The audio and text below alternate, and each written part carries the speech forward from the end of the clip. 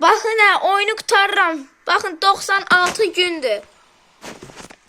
Və 99. Oha!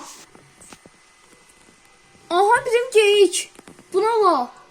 Geyiyə bak. Əli sıxdı. Oha, arkada qəribə ha. 102-ci gün. Buna var ola. Ne olur ha? Lan? Ana, ne olur ha?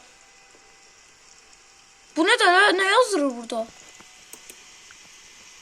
Geyik bu gece at bir de. Oyunu bitirdim, bir de 3 tane uşağı kurtarmışam. Bakın 3 tane çadır var ha. Hamısı attı. Bakın. Əli arkada da yazdı, bütün kurtarılıb 3-cüsü.